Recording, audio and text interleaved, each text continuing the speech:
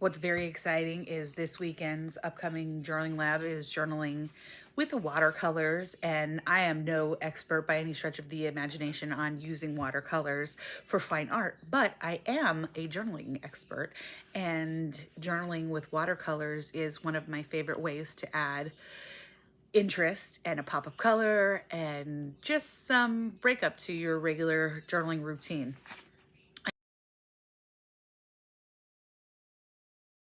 Way to get creative. We have our journaling lab zine and our lab report that will walk us through the steps. It'll give you tips and tricks. You'll be getting your mini watercolor palette and a watercolor paintbrush. There's also a paintbrush in here in your lab kits, but of course there will be other things.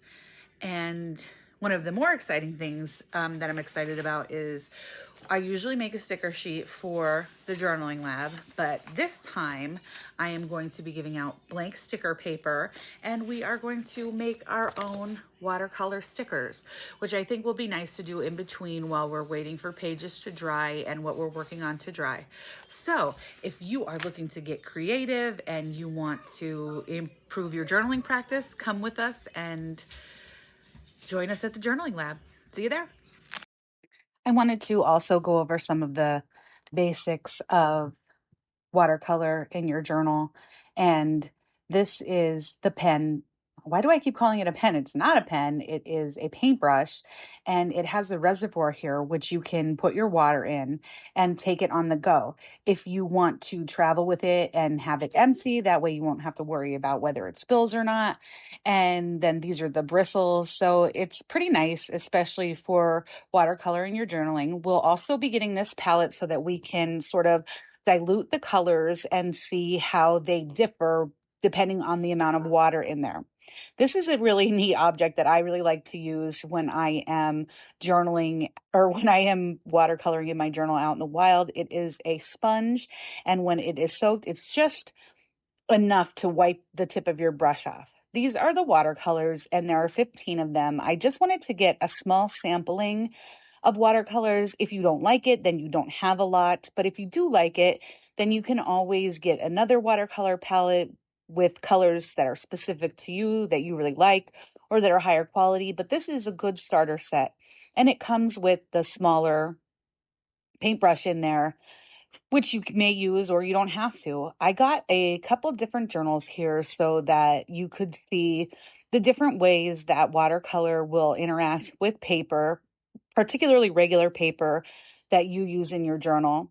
You just have to get this started by pushing the water down, and then it's really difficult to tell, but I put some water down on the cover of my journal so that I could put the watercolor down. And I'm using this green color.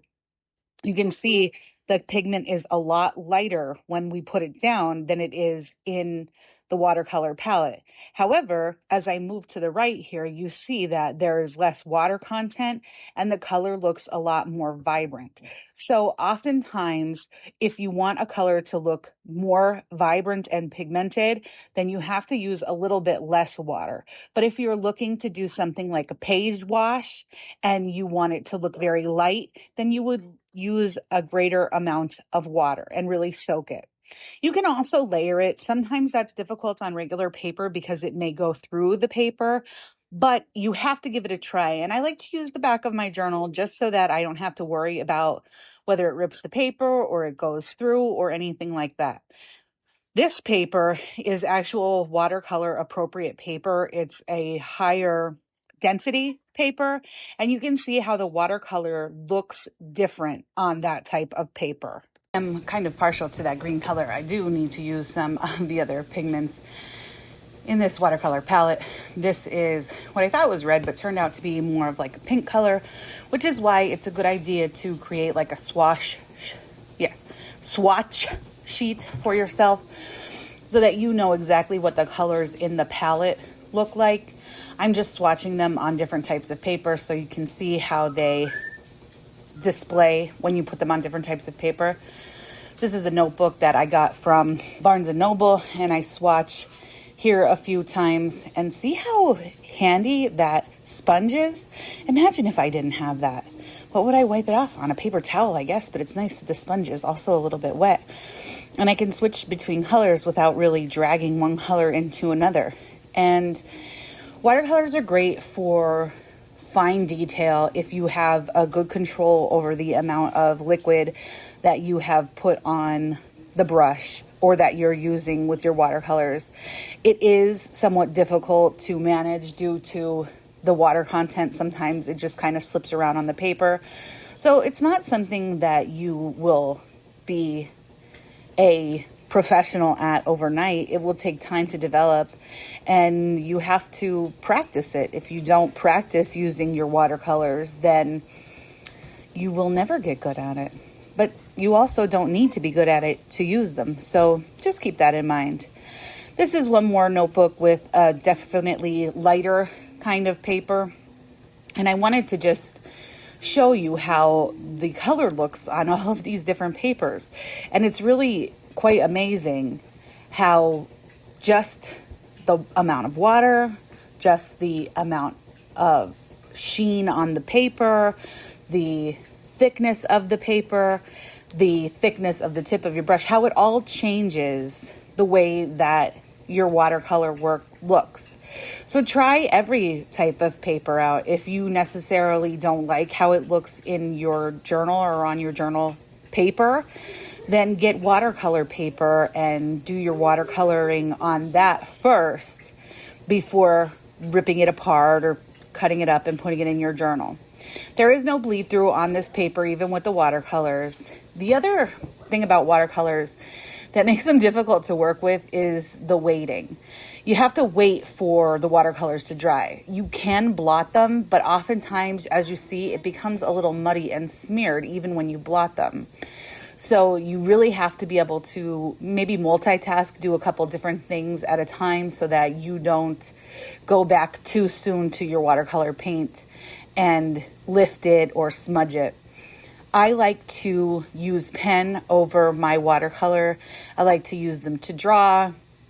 Sometimes I will use them to highlight a title, like for example, a to-do list, or even just to maybe focus on something that I want to focus on, like growth or growing my watercolor practice. But it has to be something that you want to do and something that you're not really being too harsh on yourself for. I like the way that this green sort of freckled on the end here. And another thing that you can do with watercolors, especially when they're very, very wet, see how I just really went in there with the water, is like splash. And this green splash on the paper, this would be perfect for like Halloween or maybe like something creepy. But again, because there is a lot of water content in doing something like that, splashing your page, you really have to give it time to dry.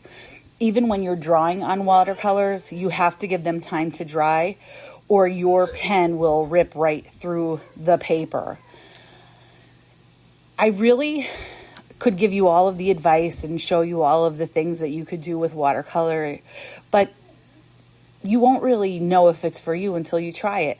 So I really recommend getting some watercolors or coming over to the journaling lab and just giving it a try to see if it's something that you might like to add to your journaling practice so that you can increase your creativity.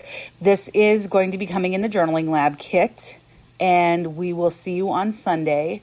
Or I hope you enjoyed this video on watercolors. Take care.